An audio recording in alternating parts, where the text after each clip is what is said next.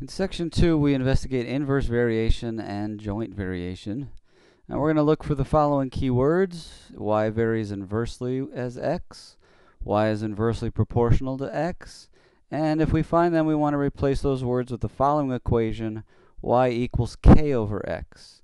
Now, to help you remember this, remember that direct variation from section 1 is y equals k times x. Inverse variation uses the inverse operation of multiplication.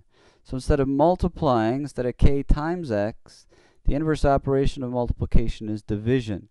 So we want to divide by x, y equals k, divided by x instead of times x. Alright, let's look at our first problem here. Find the constant of variation. So this is just going to be a one-step problem since k is all we're looking for. And y varies inversely with x. So there's our first comma. Let's pause and write y equals k divided by x.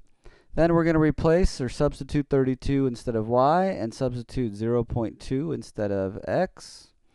And if we multiply both sides of the equation by 2/10, then we'll find out that k is 6.4. And that's our constant of variation, 6.4. Usually, though, all of these problems are going to be two-step problems. We're going to go beyond just looking for the constant of variation. So in example 2, let's continue there. Y is inversely proportional to x, and there's a comma there, so let's stop and say y equals k divided by x.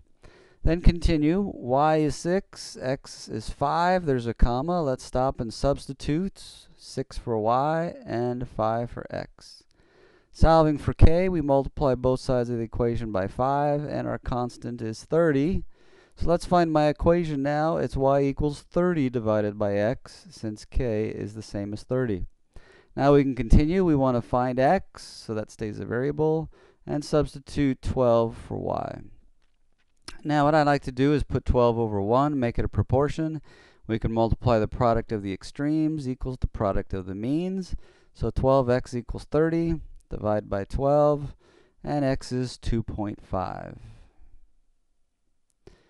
So there's the two-step process, and again, if yesterday or in our previous lesson, section 1, you did follow my advice and make this a two-step process, you're really not doing anything really different today other than k divided by x instead of k times x. I know there are other ways to do this, but joint variation is coming up, and this turns out to be the best way to do joint variation, in my opinion, as well.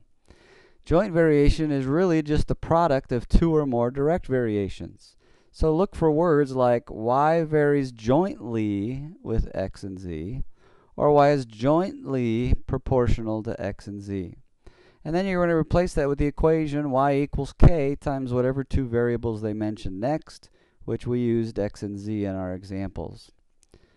Alright, so let's try example 3 here. It says z varies jointly as x and the square root of y, comma, let's pause and fill in our equation.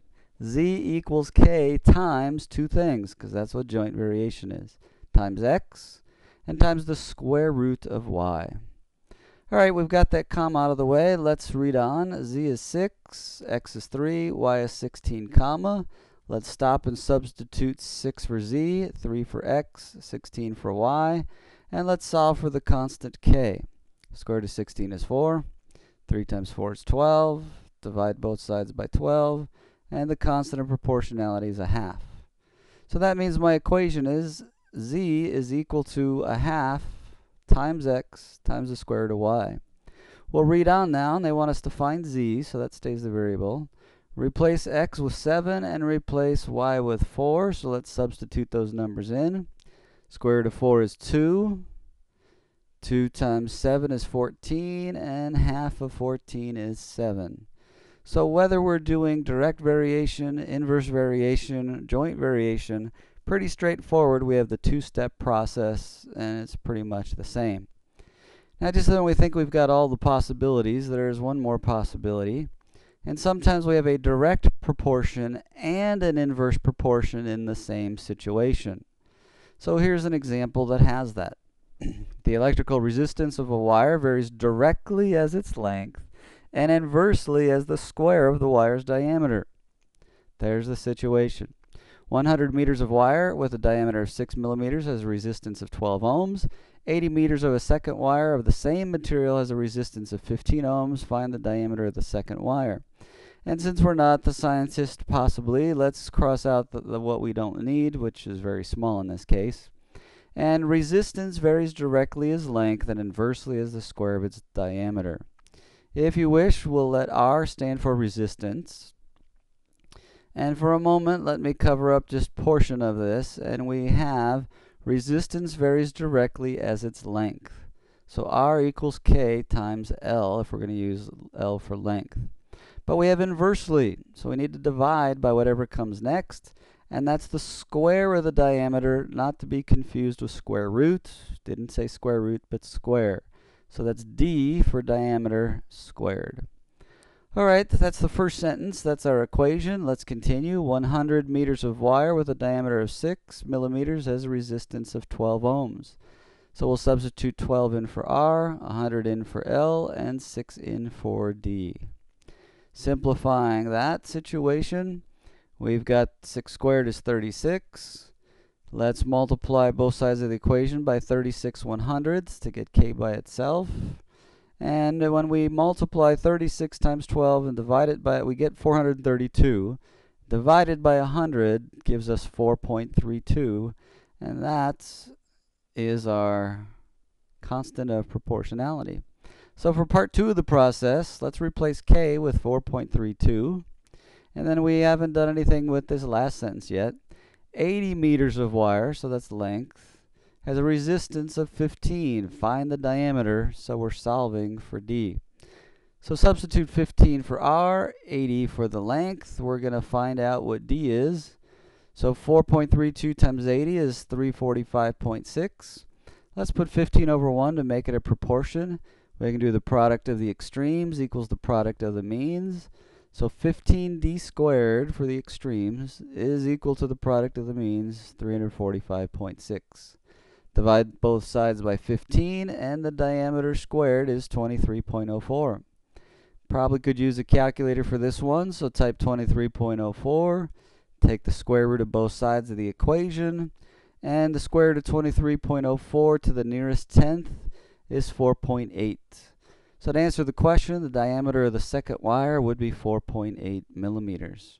So there's a situation where we have direct and inverse variation, and I hope you can see now that I ask you to follow the process that I was using starting with section 1, because it's all pretty much the same. You don't have to learn anything new. All right, let's look at a challenge problem, and it's a real-life situation expressed in sentences here, and it is a real-life situation. So here's what we've got. The frequency of a string under constant tension is inversely proportional to its length, and that applies to a guitar.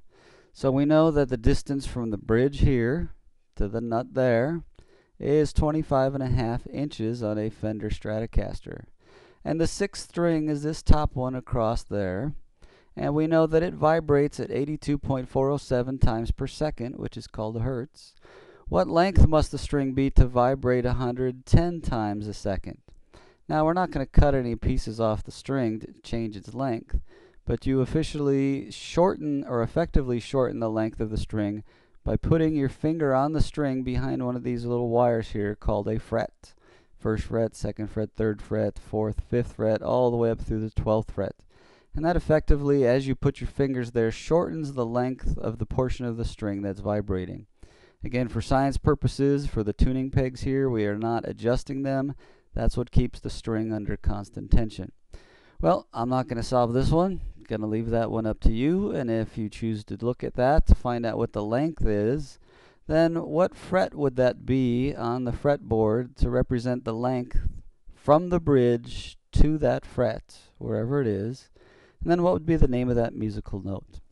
And that's today's look at inverse variation, joint variation, and problems with direct and inverse variation as well.